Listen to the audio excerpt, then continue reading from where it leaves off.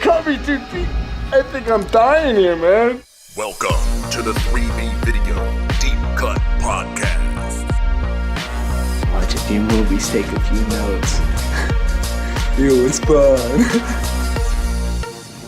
Aw, yeah. It's that time again for another bi-weekly podcast with your hosts, Rotten Roger DeMarco and... Guy who only knows how to say hell, shit, or damn, evil. Sorry, I guess I just fuck up sometimes. Oh yeah, I fuck up all the time. Yes, we do. We are Bud from Halloween 2. That's us.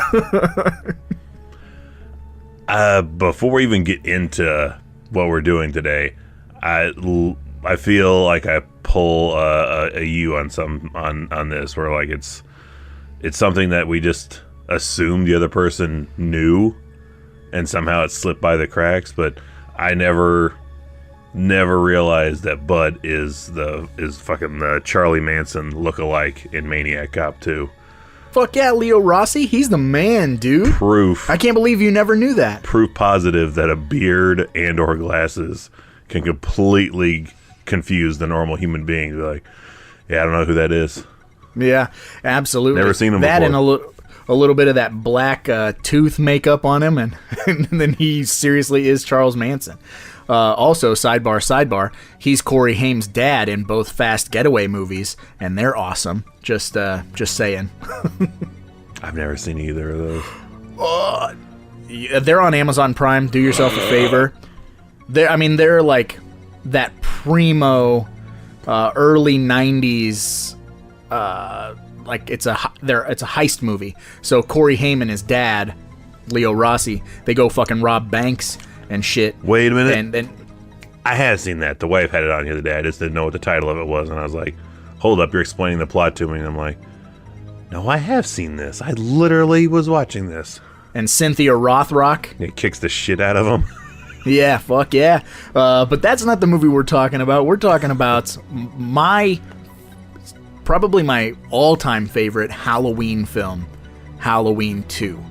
Not to be confused with our previous Halloween 2 podcast where we had Sean Clark on and we just ranted and rambled about all things Halloween and essentially his hatred for George P. Wilbur, which, fight me, Sean, George P. Wilbur's the man.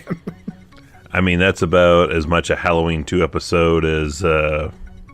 I don't even have a reference for that. We talked about Halloween 2, Halloween Kills, Part 2. We talked about everything under the sun, including Friday the 13th. I'm sure there was some Elm Street talk in there. That was more just an interview with Sean Clark, and we're like, what should we title it? And we're like, well, we kind of talked about Halloween 2, but now we're minus a celebrity guest. It's just Raj. It's just evil on our next stop on the Halloween journey. The more of the night he came home, which was 2 years later? 3 years later? I think 81, and I was gonna, so that'd be 3, right? 78, 79, 78 to 81? I don't know. I don't. Math, early morning I graduated from high school. I don't have to take shit from anybody. The school of hard knocks. But I was gonna say, that's pretty much the only plot synopsis you need is... it's more of the night he came home. So it picks up immediately where the events of the first film leave off, and Laurie is transported to the Haddonfield Medical Hospital, or Memorial Hospital, whatever the fuck the M stands for. And Haddonfield Monumental Hospital. Yes. And essentially, this is not the Jamie Lee Curtis movie. Like, I always refer to this as the Donald Pleasance movie. He steps in more. He's more important. Jamie Lee Curtis sits in a bed, drinks a Coca-Cola, goes catatonic, and crawls around. She doesn't do much in this movie, but what we do get is abnormally dark hospital, Michael Myers slinking around, offing people hither and thither, and Donald Pleasance hot on the fucking trail, but still late to the dance as usual. Not too different from what we'll get way further down the road when we get to Halloween Kills. Kind of the same movie in a lot of aspects, but I will address this up front because I have reasoning for it, but that's the one thing everyone likes to go to is, why is this hospital so vacant and dark and not much going on. I'll tell you why. Because I experience this all the time when I have to go to the hospital to visit somebody or pick somebody up, whatever the case may be. And I learned this all from Scrubs. Hospitals have whole wings that they don't really have in much operation. But when the shit hits the fan, like a pandemic once in a lifetime, they can open up those wings and have them available. But they just don't have them open all the time or hardly ever because it's not that kind of traffic on a day-to-day basis. But they may rotate from time to time and have this one go open for a while, then move over to this one, have that one open for a while, just rotate it around. So I can explain that this is legitimate, and I've experienced it way more often than I'd like to. Why am I the only one that seems to be walking the hallways of this hospital? Yeah, it's the creepy abandoned hospital. I'm hardly in hospitals, but every time I'm in, every time I get lost. And I'm walking around dark-ass hallways, and I'm like, we need to get the hell out of here. Hello? They're worse than a casino, man. I can find an exit in a casino better than I can in a goddamn hospital. Well, Michael Myers sure found all the entrances, that's for sure.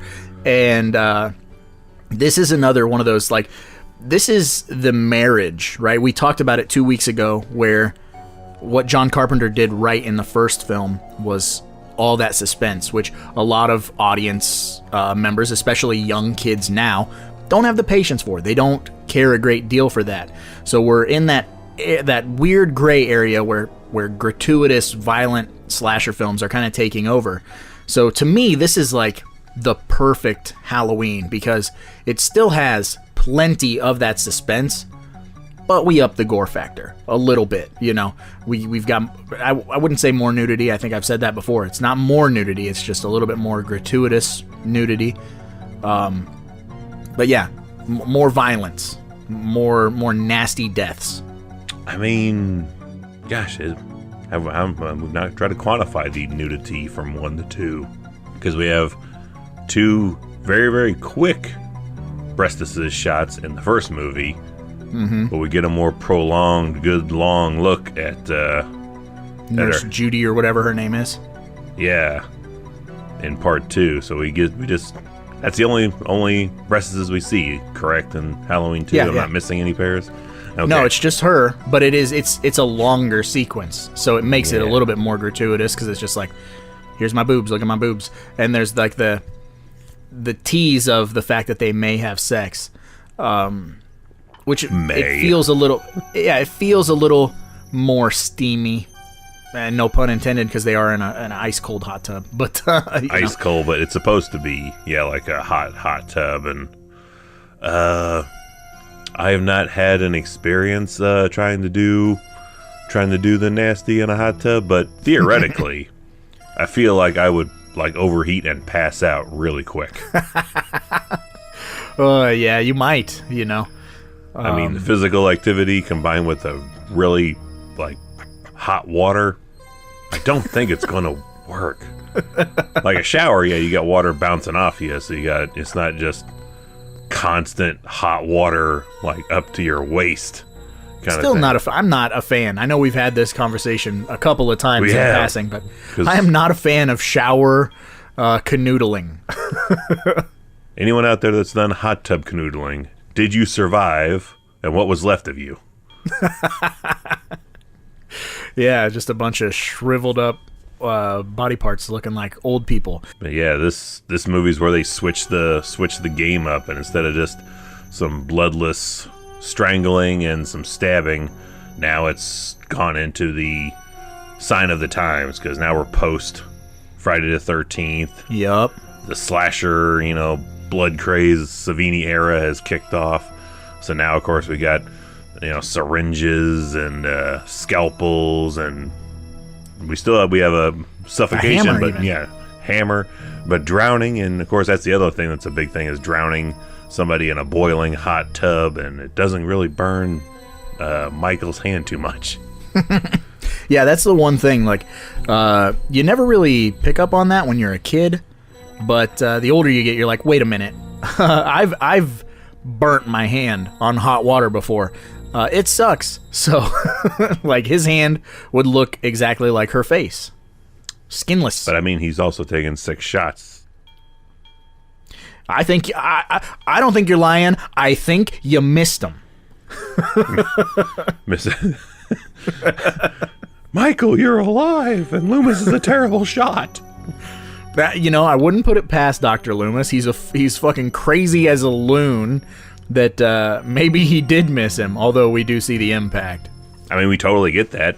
In the Halloween Kills world, we have the cop who is a terrible shot and shoots everyone Absolutely. and everything but Michael. So it all ties back, I guess.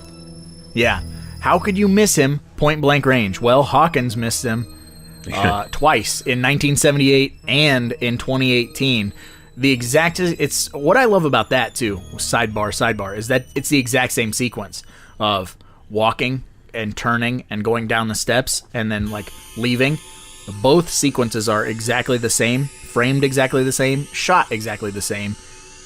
And it's a cool callback. Like, you were in this situation once before, and you've still not gotten to be a better shot.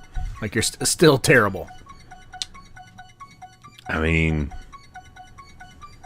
I feel like that's just Tom Savini's character from Planet Terror all over again. I figure one of the deputies might end up shooting me.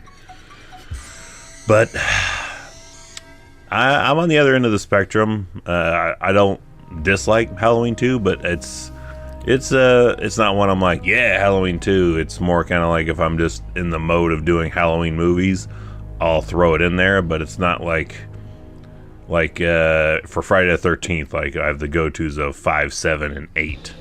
Mm-hmm. Yeah, for Halloween, 2 is not. It's maybe a 3rd or 4th. Wow. Pick okay. For me, really. What about it doesn't sit well with you? I don't know. Probably part of it is I'm not a huge fan of the mask when we can see eyes behind it. The eyeballs, okay. The mask is a little different, and yeah, if the mask just looks a little bit not like the original, it's like, Well, it is the same mask. It's just been in a shoebox for 3 years. It was just under Nick Castle's bed for 3 years, and so the paint had started to wear off and stuff. It's the exact same mask. It's just Dick Warlock's face was a little more round, and it kind of misshapes the mask a little bit.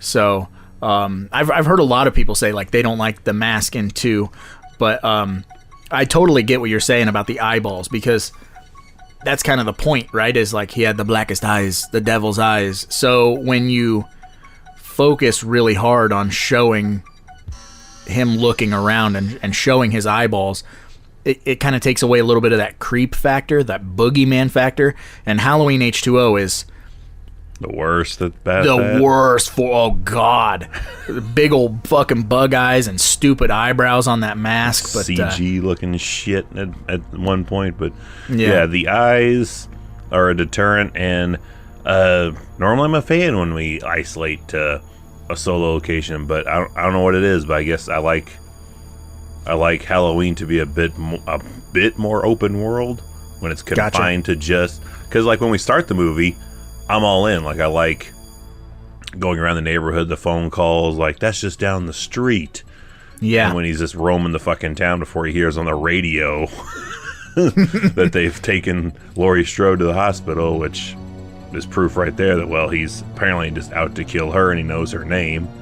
Yeah. And then once we get to the hospital, it's like, yeah. I don't know, it just loses a little something. I don't know what it does, but it just something. And it's weird because any other thing, I'd feel like I'd be for that. Like if we had Jason just confined to a fucking hospital, we have fucking a Freddy cruise ship. A cruise ship, yeah. I mean, yeah, it works there. We have Freddy confined to a hospital, and it's pretty much all right with me. So I don't know what it is about Halloween that just doesn't work. Maybe I like maybe it's just it's probably that lack of suspense.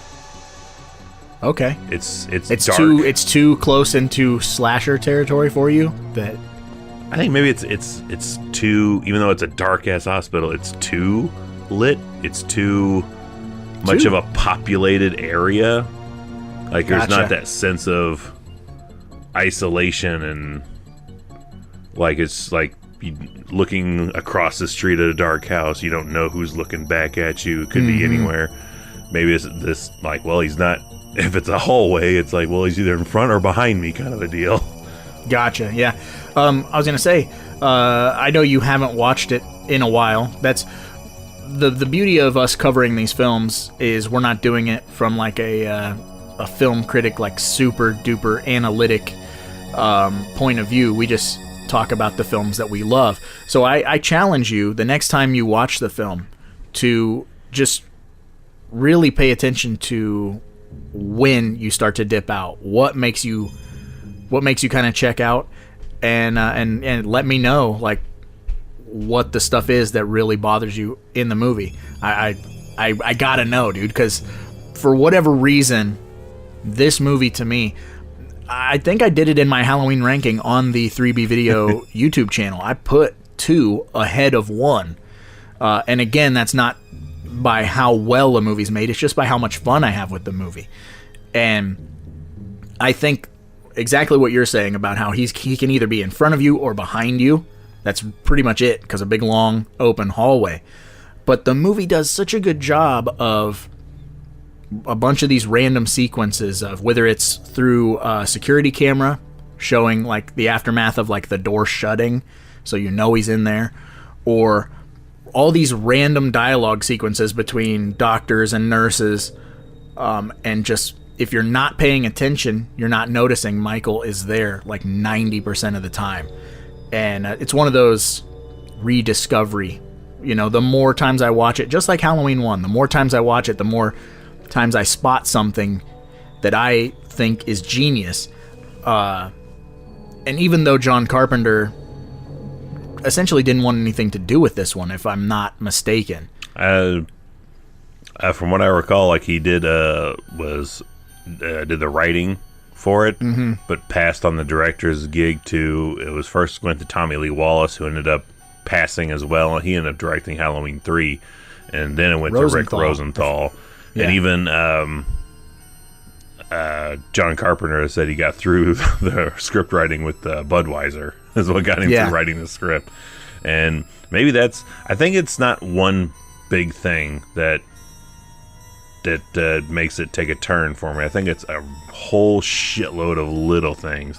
That being one of them as well. This revolution, which Halloween gets the credit for starting it. Every other slasher has to do it at some point, but we have to involve family and who's related to this fucking madman. You can't be just a one and done. He's got to have some kind of family relation. We get it with fucking Jason. We got it with Freddy. But Michael had to start it. I think that starting it, and even though I like a good chunk of the cast, I think something inside of me just turns off a little bit also when we cut to like the cafeteria in the hospital and we get the hospital staff cast reveal. Like, they're all right, but it's just, I don't know, there's something about them isn't as engaging as teens. Yeah, not as teens. Plus it doesn't have that fall vibe as much because we're indoors a lot of time. Yeah. So okay. I think it's just a bunch of little things piling up. But I got you. I'm seeing the whole picture now. I totally understand it. Open your eyes. Yeah. And to me, like, the best way to watch Halloween 2 is kind of the way it was intended. And I do have that supercut by Roy Dam, even though I don't condone the other bootlegging he does. But I believe it's okay when it comes to these types of things. I'm just a complicated guy. I really am, because really I wanted to cut it together myself, and I guarantee you I could do a better job because, to be honest with you, the cuts are trash.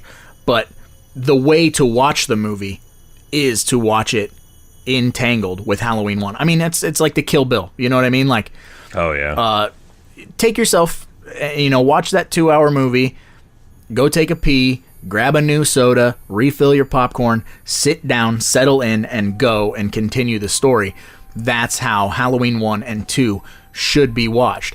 And if you do it that way, that October vibe carries over because your mind is still in Halloween 1, the night of Halloween 1. But if you watch it as a standalone, perfect. That's a perfect example. Like, the only Halloween hint that we have is a couple of shitty Halloween decorations strewn throughout the hospital, and the one little boy with the razor blade in his mouth going to the hospital. That's as October centric as that movie gets. And I think that's another small contributing factor is it's not its own story. Like a lot of movie sequels, like they're pretty standalone-ish. They can give you backstory and shit, but this one, it's literally dropping you right back in. If you didn't watch the previous movie and know everything up to speed, you might be a little left in the dust about where it's going. Which is why in about 4 weeks, you're going to hear Evil and I just absolutely gush over Halloween 4, which we both put very, very high on the pedestal. And, despite the toxic Halloween fan base and how angry they get over that mask, like, to me, that's the bitter pill of the movie, is like, this tastes like shit, better get it down real quick and stop complaining about it. You know what I mean? Like, as soon as you stop fucking complaining about it, the movie itself is amazing. So I can't see his eyes, so I'm fine. Exactly. They don't fuck up that. And maybe, I don't know if this is a bit too, but I'm literally just thinking, I was like, maybe a little bit of that mild resentment and hesitation of Halloween 2 is because if we had the original plans for Halloween 2 take shape, and not going with the shape, Halloween 3 wouldn't have gotten the reception it got if they had stuck with their original plan of just making a Halloween anthology series every year, but a different story just involving the holiday of Halloween. I'm curious. In a parallel world, would you forego future Michael Myers films for 11 more movies that just had Carpenter movies? Some weird thing involving the night of Halloween? Yes, 100%, absolutely, unequivocally, without second thought, I would. You and I are big anthology fans, and to let Carpenter, it would basically be like a Masters of Horror series, you know what I mean, or a creep show, but just John Carpenter. And just a movie instead of like 5 stories in one movie, you get a whole different thing. But it's mildly tied in with the title of weird shit going on Halloween night. That still hasn't been done, really. Yeah, and the world wasn't ready for it, which is why Halloween 3 got such a bad rap. But it wasn't ready for it, and they fucked up. You done Halloween 1 and 2 where it's the same story. So it's logical to think you would be continuing it when you did a third movie that's supposed to be in that series. If you didn't blatantly come out and say, this is a different story anthology setup, really blatantly saying it, we're not going to, you can't assume that we would know that, because I was one of those people going, Michael's showing up, don't worry, any minute now. Dude's showing up. He's one of these robots, man. He'll pop in at the last second and fucking kill Tom Atkins. I know it. Yeah. But we didn't. Did not happen. Because people want to know what the hell happened with this story. Everyone's like, you made set up for a sequel, right? You did totally, again, which preset everything for the other slashers to come. Everyone's like, well, what happens next? Yeah. And here's the thing. Even John Carpenter said it, and I know we talked about this when we had Sean Clark on here.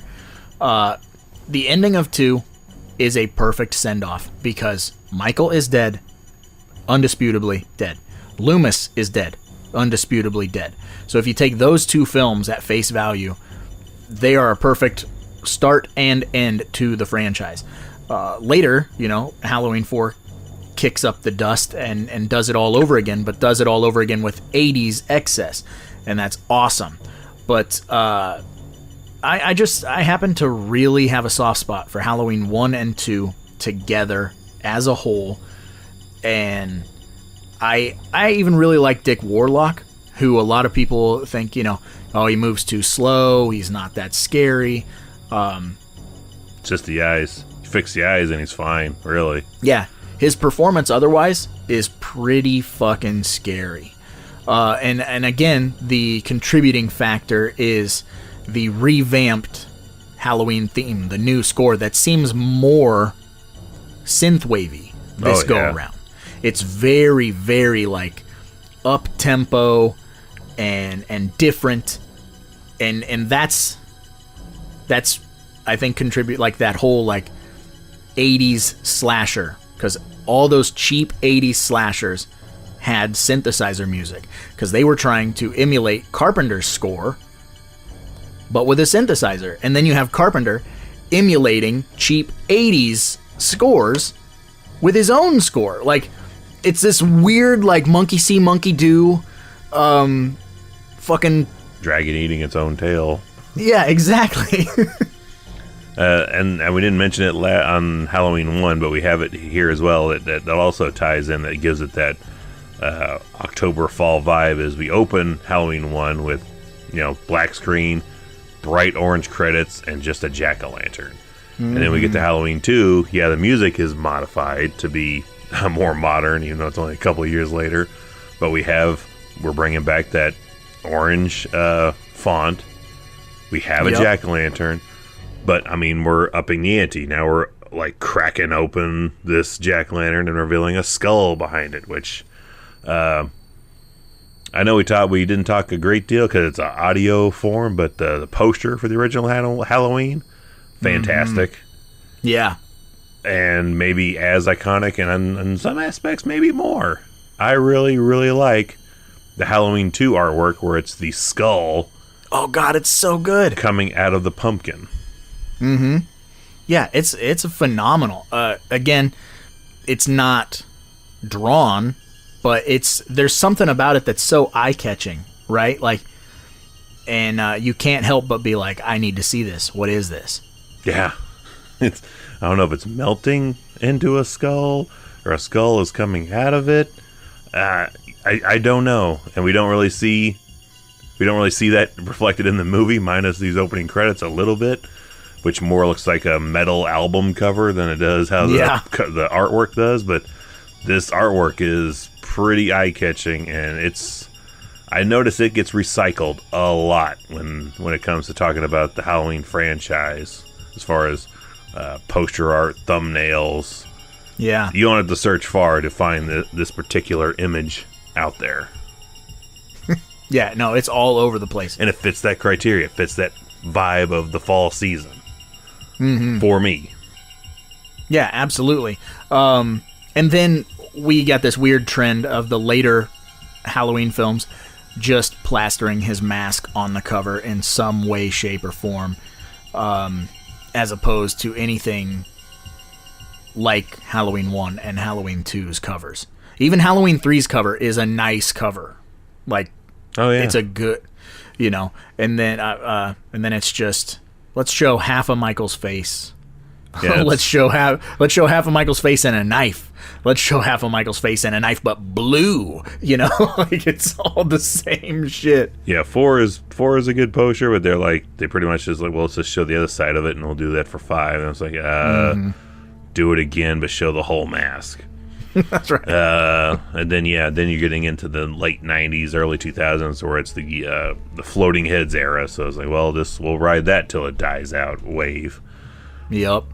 Well, we didn't get to a Brown Panty Award yet, so I think I have to give it to Nurse Jill. I was gonna give it to her too, even though her death is the best death in the movie for me. It's the most iconic death in the movie.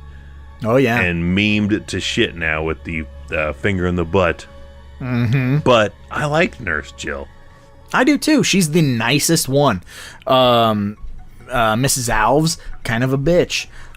Jimmy, I don't like Jimmy. Leo Rossi, he's a prick, right? Like, what's her name? Karen or whatever that goes with him to the Nurse hot Karen, tub. Yeah, or whatever. Yeah, she's terrible. She stayed late at a party. Blah blah blah. You can't give it to Dr. Mixter because he shows up to work drunk, hungover having other people do shit for him. So not like It's early 80s, man. We didn't have a lot of rules for operating on people while you're inebriated. absolutely. It was just frowned upon. It wasn't like it wasn't illegal. It wasn't malpractice, you know. Yeah, it was just like, well, it's an oopsie. Yep, drop the cigarette ash in the open wound. Oh gosh, I want to see that. I want to see a dude operating on somebody with a fucking cigarette just hanging out the corner of his mouth, ash about an inch long on it. Where he's like, "I'm gonna open this guy up right now. Here we go." Phew. like Bean when he drops the fucking M&M in the guy's chest and accidentally pulls out the bullet. Oh fuck yeah. But yeah, no. Oh, that's the big problem. Oh yeah, and then he puts it in the thing and shakes it up to get the blood off it. Is that a lot of the fucking characters in this movie, they aren't really likable. And now that you fucking brought that to my attention, that's gonna drive me nuts forever now. I'm slowly driving Halloween 2 down your ranking list, piece by piece. It'll never leave, but yeah, like, that's the thing that makes Halloween 1 so fun and Halloween 4 so fun for me is I like these people, you know? I don't want harm to come to these people for the most part. But then it's inevitable. And with Halloween 2, there is a lot of suspense. You know Michael's going to get them, but you're not overly invested in them. Like I said, Laurie spends the majority of this film laying in a bed with a bad wig. Everyone hates the wig. And she's also like the only one that's technically supposed to still be a teenager. Everybody else in the film is grown, have jobs. We're dealing with adults, so that's probably another weird like subconscious aspect of like, well, these are all, you know, grown adults dealing with this. So it's like this is supposed to be still a teen slasher movie. Yeah, and because that's the youngest other person we get is a college kid. Yeah, because that's the problem, right? With what makes a slasher really work is the fact that inexperienced kids are dealing with something with no true authority figure to help them out. Like, that's what makes it so well, like, makes it work so well. Like with Nightmare on Elm Street, no adult believes Nancy. She is on her own. You know, all these teenagers are getting dispatched because there's no one to turn to help them. Adults same just thing fuck with up. Yeah, same thing with Friday the 13th films or early Friday the 13th films. And that's why Halloween 1 works so well. And with Halloween 2, we're surrounded by adults who are supposed to know how to handle things. We have a security guard on staff. We have adult doctors, nurses, and one teenager. One technical teenager, and another inept police force who we can't not talk about my favorite scene, and it's a super standout because it doesn't really fit the rest of the series really, but we have the Ben Tramer sequence. Oh, yeah, we haven't. Why didn't we give our Brown Panty Awards to Ben Tramer? Redacted. No, I'm leaving it with Jill because we don't know shit about Ben Tramer other than that Jamie Lee Curtis' character has a crush on him, which is kind of weird because he wears essentially the Michael Myers costume, and we're also finding out that that's Michael is her brother, so what's the symbolism behind all that? She has a crush on somebody that dresses up on Halloween like her brother. Ow. But we get this dude just walking down this, and apparently we'll say he's the same age, so 17. We're already saying 17. So a 17-year-old walking down the middle of the street with the Myers mask on, trick-or-treating, I'm assuming. Everyone else at 17 is like doing 17-year-old shit, and he's still trick-or-treating. They said that he was at a party and was drunk, and he was wearing a stupid mask. So I would assume that the trick-or-treat bag is cover, possibly had alcohol in it, which might explain the explosion. My explanation for that is super high-powered alcohol. Yeah, he gets distracted by Loomis shouting his bullshit, and Ben Tramer just gets smoked by this car going 46 miles an hour faster than any speed limit in a residential area, smashes into this guy, and that then plows into a van, which I believe the news van, maybe? Nope, I'm still going with my theory is there's a real big drug trafficking thing going on in Haddonfield, and that truck was filled with ether. Straight up some bad boy shit, like they're using that to cut heroin so they can quadruple the value of the heroin.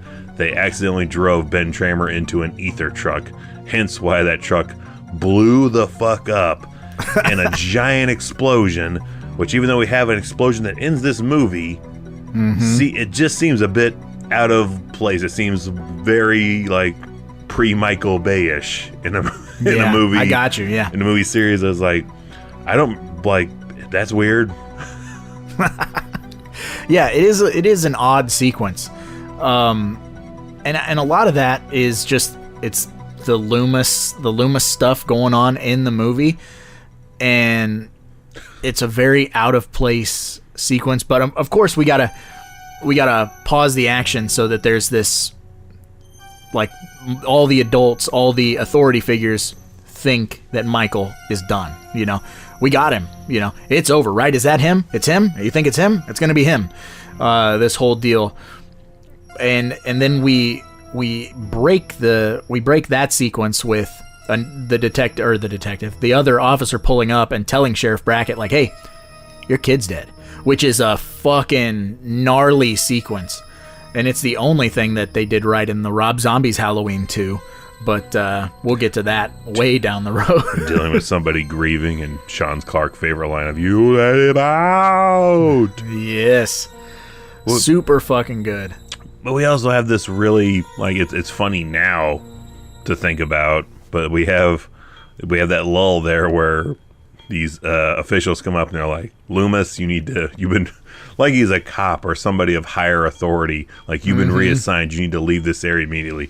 You're bringing the governor. The governor is saying you're bringing bad press. Like, oh wow, I totally feel like the governor, the mayor, anyone in 2022 would welcome, like, oh please, bring in this idiot so we can put all the blame on him for shit. Get it off me and my stupid fucking scandals on whatever the hell's going on and with gas prices or whatever the hell. Like, please give me an inept doctor that lets a madman on the loose. We can put it all on him. He's probably one of those whatever other party it is that is responsible for this. Well, and, you know, to be fair, he also gets that cop killed because he makes that cop take him to the hospital.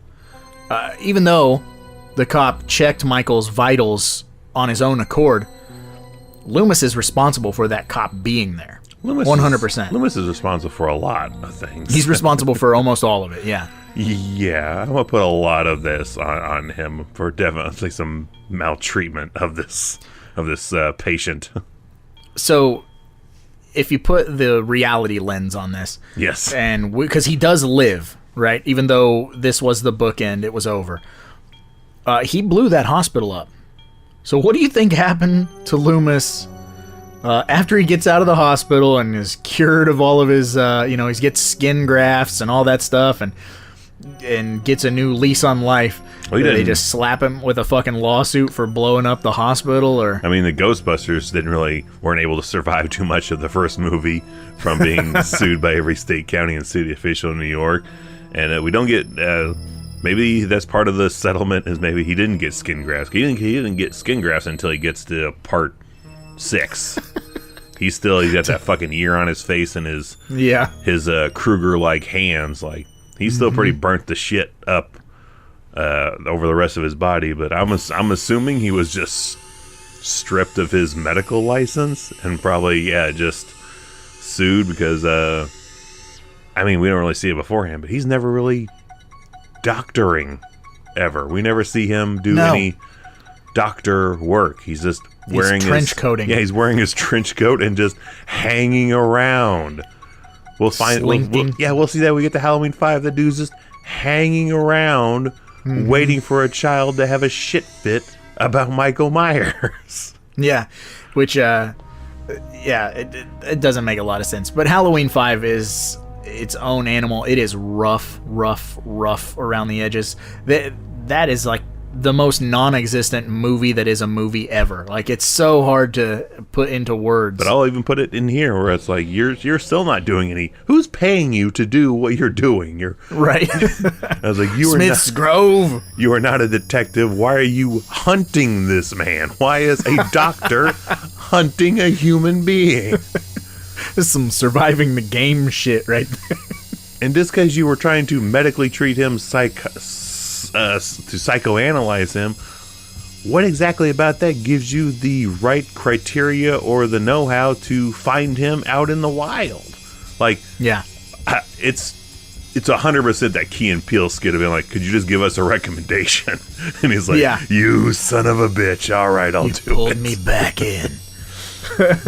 Wing me in the shoulder, Michael. Oh, deflected the butcher That's knife. right. They could just use a referral from him, but he's like, nope, I'm there. You caught all 6 of my bullets. That's what I'm telling you. That's what I'm telling you. Falls out the balcony.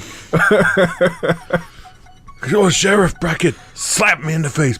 Oh. I wasn't ready. That Right. didn't count because it wasn't a high-stakes situation. Try slapping me on the other side. Oh. All right, I'm loosened up. Take my cane away. Oh, I'm falling over. We also didn't bring up the fact that this movie started the career of the one and only master of disguise himself, Dana Carvey. Oh, the original Dana Carvey, Mike Myers film. Yeah. long before Wayne's World, we get a very young Dana Carvey. No lines of dialogue, just as an extra, essentially. Tooling about. We fear Michael. Damn right they do. We fear fall season. Excuse me, I'd like to get by now. I'd like to leave Haddonfield now. Y'all seen where the hospital is? Wanna go see Laurie? I'm wearing my cologne. They love it. They want you to go get her. They love it. So good. Maybe he's the one fucking peddling shit to Loomis. Maybe he has doubts at one point, and he's just like, Michael wants you to go get him. Foxy. You love it. We also have to talk about the fact that this is my favorite, most hilarious scene in the movie, is the homeboy Jimmy going to check up on Mrs. Alves, trying to find anybody in the hospital for that matter, and walks into a room where Mrs. Alves is laying on a table where apparently Michael drained her of all of her blood while she just hung out. And I love the fact that he slips in it and fucking smokes himself and then is concussed for the rest of the film. That's a concussion. Take note, Nick, from Friday the 13th Part 7, you soft-headed fuck. That is some severe CTE going on. Like, that dude should just be, when he should be leaning out his car window before he passes out in it later and just his fucking ralphing. brain is hanging out the back of his head like that, like Peter Jackson in fucking Bad Taste when it's fucking cracked open. It literally would be like dropping an egg on concrete. If you slip that hard and smack the back of your head on fucking concrete, it will kill you. It will fucking kill you. So, he's a college kid, so he's a bit more spongy. What? He's not quite as brittle as like if Rocky Balboa did that shit. Yeah, Rocky would just have to be airlifted, dead, pure, just dead. But maybe because he's 20-something, he can survive it a little bit better. But he's definitely going to be smothering somebody in his sleep in 20 years and jumping off tables through glass. Chris Benoit reference, 6 feet deep cut. I'll be here all week, folks. Well, his hair may have cushioned the fall too. He's got a lot of fuzz on that noggin. It's true, It was the style at the time, Mr. Big Ol' Q-tip hair. But as much as they try to make you like this kid, I've always thought that he was slightly creepy. Like, because he's a college kid with a 17-year-old? Well, yeah, it was just kind of weird, like, how persistent he is. Like, oh, that's Laurie Strode. Like, I know her, kind of. You know what I mean? Like, he has to be like, I'm Jimmy. Remember I'm Jimmy? And she's like, yeah, okay. You know? But then, like, every fucking 10 minutes, he's like, what's up? You awake? Like, what is he doing? Like, are you fucking coming in there to see if she's asleep? You know? She needs... Fucking weirdo. She needs the Jim Gordon that shit from 89 Batman. Be like, who is that orderly cute who keeps coming by to visit me? What was his name again? Oh, that's Jimmy, ma'am. Oh, my God. Yeah, I just think he's crossing some lines. Almost more creepy than Bud, because at least Bud is a fucking pervert to your face. Yeah, he's that out front pervert. Yeah. While Jimmy's that college undercover perv. Like, he's definitely the one roofing people.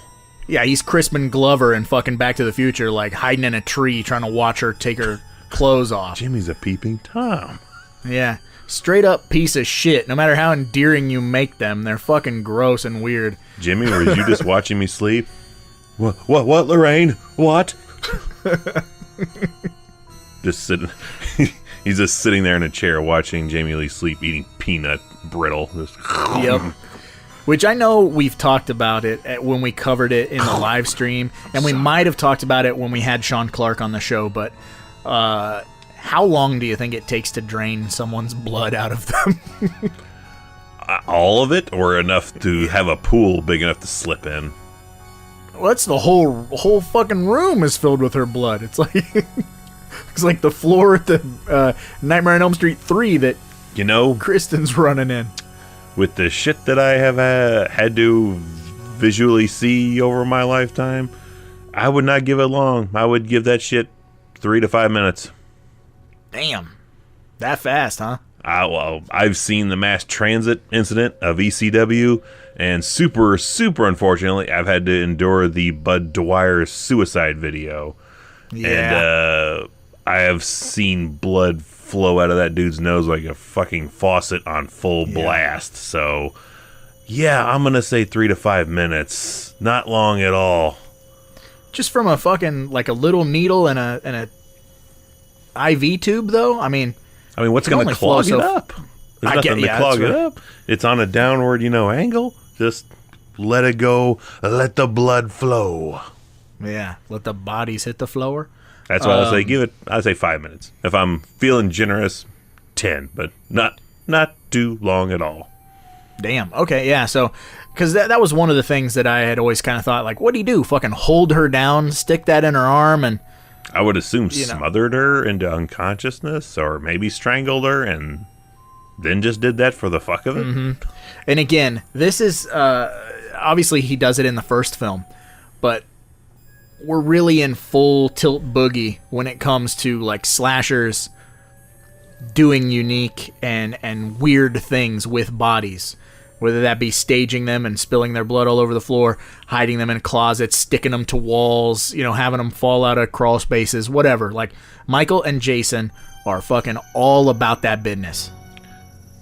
Yeah, but Michael, I feel, is the one dude who is getting abnormal powers. Like, they both share the super strength thing, but Michael is a kid who never drove a car that somehow knows how to drive a car. True. And tap a vein, which is something even doctors have a hard time occasionally doing. I mean, I've never seen Jason try to drive a car. That idiot tries to rip a toilet and shit in it in the woods. So the intellect that will never not be funny. No, it won't. So there's a big intellect. Idiot. That fucking idiot.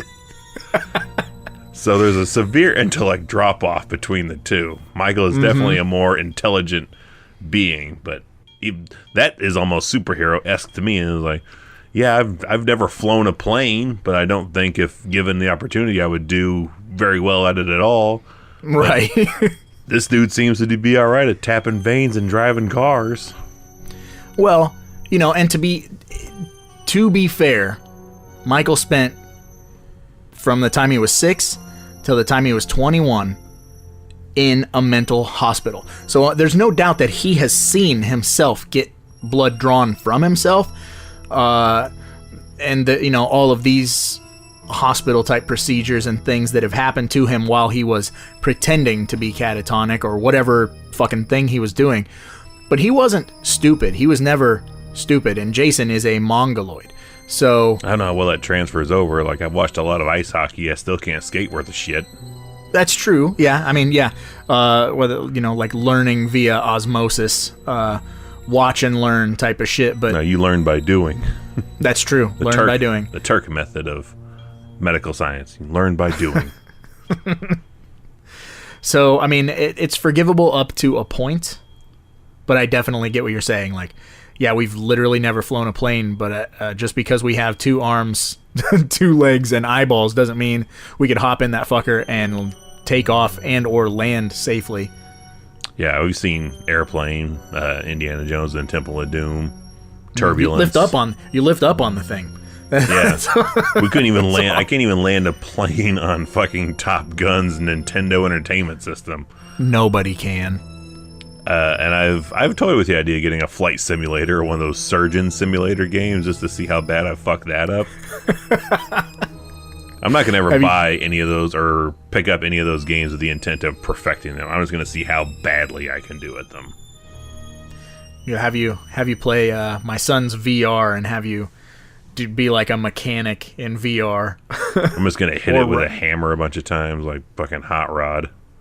You can work in a gas station, which is like, yeah, run the register, give people their change back, give people food, whatever. Oddly difficult. Difficult, but not necessarily impossible. Not like what Michael is doing, which he doesn't just drive a car. He drives multiple cars in this series, and we don't know what else technically he can do. He's also a locksmith of some sorts, because he does get inside the Myers house without it being unlocked before the key is dropped off there. He's got a key. It's a brick. That ain't no key, that's a damn brick. He used the butcher knife, like he jimmied the door open. And that's just assuming that he didn't like fucking jerky boys that shit and call and have that key dropped off himself. Like, we've never heard him speak, but not necessarily meaning that he can. Maybe he called and he's the one that's supposed to leave the key for the Myers folks. You fucking prick, you fucking sizzle chest.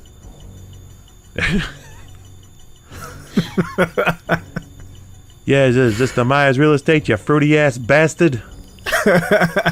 Oh, you Strodes. More like stroking, leave me the key. Leave me the key there. Come on, tough guy, drop it off. Oh, shit. On that note, we've spent about an hour rambling and ranting about our likes and dislikes of this film, so it's only natural we move on to the next segment. Yeah, it's time to lean in hardcore into them dislikes. It's time for them Amazon 1-star reviews.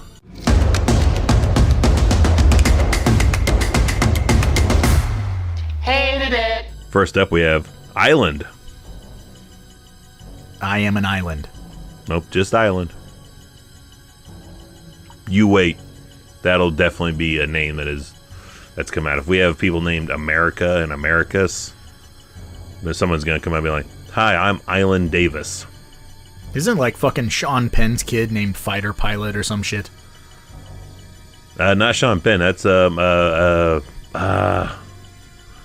dude from the View Askew-niverse, Jason Lee.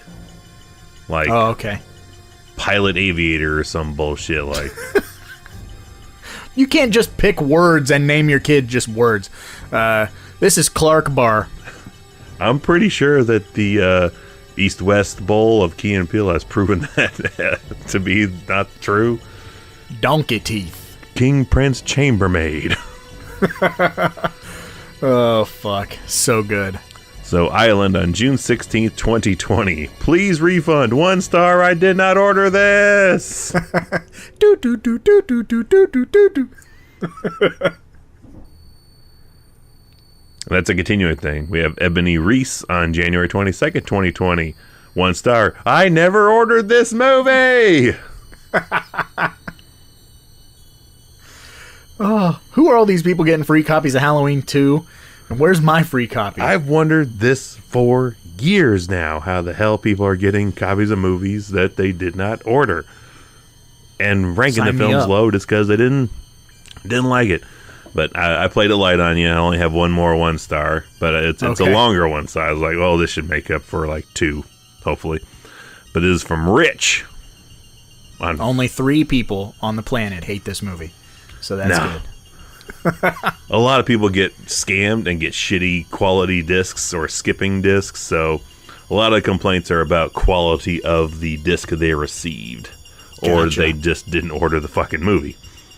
But 3 people found themselves, so we can say 4 people here dislike Halloween 2 from Rich on February 25th, 2001. One. Very disappointing sequel. I know whoever is reading this review right now is probably saying that I am nuts. But I tell it the way it is and the way I feel. Halloween 2, after an awesome first one, was very boring. If I may say so, Michael Myers followed Laurie Strode to the hospital to try to kill her and kills many more along the way. This movie may have some story line going for it, but not an entertaining film at all. It's a how does he fuck up so many words, but it's a continuation. He almost got continuation right. I was going to give him credit before I fucked up there. It's a continuation of part 1 and picks up right where the first one. He keeps where the first number 1 ST and then the number 1. First 1. Where the first one left off. Mike got shot by Dr. Loomis and got up and walked away. And Halloween 2 started. This movie had the stupidest ending, and Michael's weapon of choice was a little scalpel. Come on now. Mike, you can do better than that. From the kills to the setting to the crappy score, corny music, is part 2. This movie was all around pathetic. As much as most say it is, this is a great movie, I say it isn't. I think it's a big, fat bore fest. That's what my ex-wife used to call me. That's my story, and I'm sticking to it. He has a tagline. I like that. That's my story, and I'm sticking to it. That's a country song, you know. I'm 1-starring this fella's just continuation. His grammar, because not anything is capitalized. Nothing is capitalized, and he's more than a few times when first one with the numbers, not so it looks fucking weird. And yeah, we have misspellings on Laurie, continuation, scalpel. I know there was another one here I saw. I will kill him. And just with periods, and then no capitalizations, ... and like spaces after a comma.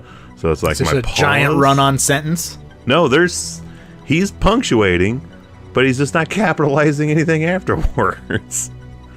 I guess autocorrect wasn't a thing in 2001. That's true. It wasn't. They didn't do that shit for you. But yeah, you had to know what you were saying. And scalpel continuation is not one of them. A tarnation continuation. This fool. Well, now that we're done with the Amazon 1-star reviews, Evil, what does that mean? It's time to leave the grammar Nazis back behind and move on to play a game. It's time to play the game. Time to play the game! It's all about the game and how you play it. Amazing grace, come sit on my face, don't make me cry, I need your pie. Oh, fucking A. Excellent.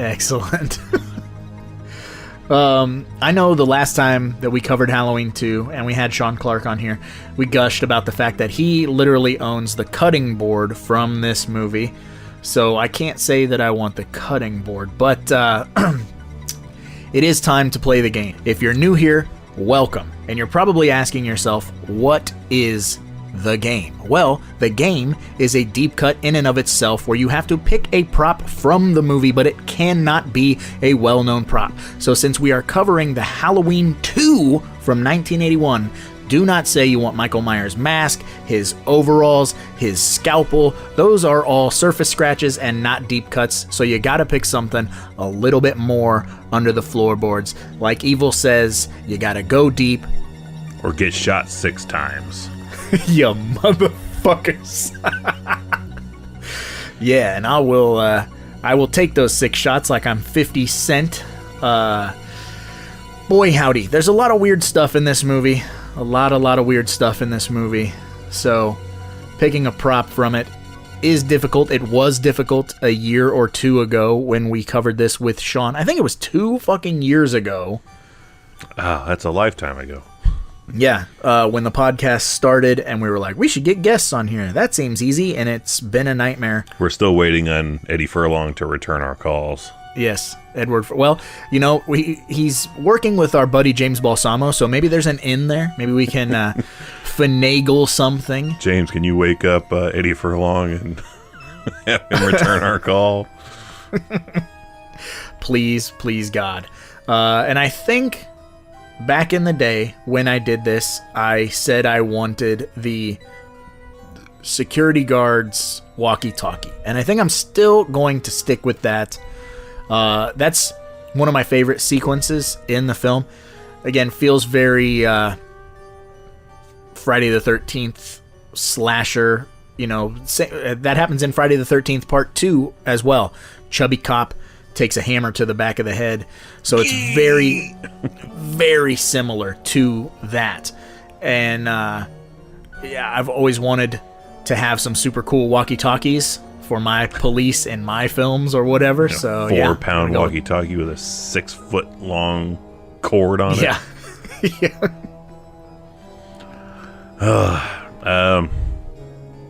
I'm torn between 2. My initial one, and it's a really weird deep cut. But the first one I thought of is I'd like to have the towel that the kid is holding up to his face that bit into the apple of the urban legend of someone put a razor blade in his candy. Like, it's a really quick throwaway scene, and you're like, holy shit, it's real. He met the Candy Man. But outside of that, I think a fun thing that would be cool to have is I want Dr. Loomis's charred up lighter. Oh, nice. That he lit the whole building up with, and it's got to be all charred up and shit and dirty and messy. Like, we're going to hell tonight, Michael. Speaking of charred, I've changed my answer. Oh, shit. I want the Ben Tramer dummy. Pre or post fire? Post. Charred up. Post They're toasty. fucking scraping the teeth. That's all they have to identify him. And I'm calling bullshit on that, even though I don't know how long it takes to get medical dental records, but they seem to get dental records pretty fucking quick. After like, well, we don't, like, what do they look at that corpse? They're like, we can't identify this. Dental records, get them now. 2:00 in the morning in fucking Haddonfield, Illinois. The dentist is like, I'm on it. Like, yeah, 2 a.m. in a small, sleepy town. Like, wake up and get to your office. We need your dental files and everyone around this age range. And match these dental records up. That is one dedicated goddamn doc. Shit, maybe that dentist was like, finally, I'm called into action. I'm on a case. I'm somebody. I knew this day would come. Yeah, he's like telling his wife, I told you. I am somebody, goddammit. Those days of cleaning his kids' teeth and crying and screaming and shit are over. I'm on the police force now. That was his big day. Yeah, so he had to fucking jump into action, lickety split. That's hilarious, dude. I never really thought of that. Again, the grown-up lenses. Yeah, now I'm flipping that shit. I'm not calling bullshit. I'm calling that's the best day of that dentist's life. I'm like, justice is calling. And the dentist is here to answer the call. Like a bat signal with a fucking tooth. Drilling out justice. Oh, yeah. We need that. We need a superhero dentist. Or a vigilante. Or Corbin did it. Burnson. We had Corbin Burnson. That's a horror film. I want a dude that is like a vigilante, like if the Punisher, instead of having military training, was just straight up like a top level dental guy. Like he's just using dental practice as a way of torture and murdering people. Fucking glorious, dude. Yeah, so I definitely want that Ben Tramer corpse. If you've been listening to us for a hot minute, no pun intended, that's a good you know, one. we talk a lot about dead animal props and like severed heads. Those are the fucking hardest things on the planet, right? Is a convincing dead animal and a fucking spot on screen accurate severed head. Because back in the day, they were using foam latex, and foam latex doesn't quite look real. Silicone, on the other hand, is phenomenal. So severed heads have been getting a lot better, especially with the hand punched hair and stuff like that. But as far as a charred skeleton, it's a pretty easy process where it's like layering latex and like toilet paper and things like that, and just painting it to look black, and spackling in some hair. And we've seen a lot of charred corpses that look identical to this one used in Halloween 2. They're in pretty much any horror movie. Yeah. And I'm a big fan of them. So, yeah, that'd be a good prop for me. Just have old Ben Tramer hanging out in the video store. I can't remember if it was you and me watching something, or if it was just me watching something in the past week where there was literal dummy usage, and within the first 20 minutes, there's like 3 dummies that are being thrown on screen for something. And I don't remember what I was watching, but like this knows what I want. If you can throw dummies off roofs, through cars, bouncing off shit, like the worse looking, the more I'm going to love it. Like give me all the bad dummy prop work on earth. Like just throw that shit into traffic. I am all for it. I'm a happy guy. Throw a fucking dummy off a roof. I love it. If it's stiff as shit, looking like Sully from Commando, I am in. This is 5 stars. Mr. Highway. Yeah. He doesn't want to live anymore. Man, neither did Ben Tramer, I guess. But, yeah. So I suppose that about wraps it up. Let us know your prop picks in our Discord and our YouTube comments and any of our social medias, yada yada. You know where to find us, probably 3B Video on YouTube and a bunch of other random places, but the YouTube has all those links, so reach out and touch us in whichever way you want to. Just ask first, don't just touch. On that note, I suppose we should probably get going, because after all, there's a lot of movies out there and somebody's got to watch them. So why not us, right? If that wasn't Michael Myers burning up in that car, then a lot of other kids are going to be slaughtered tonight.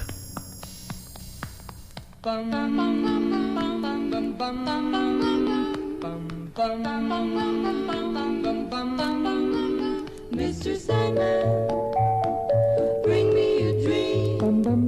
Make him the cutest that I've ever seen. Give him 2 lips like roses and clover. Then tell him that his lonesome nights are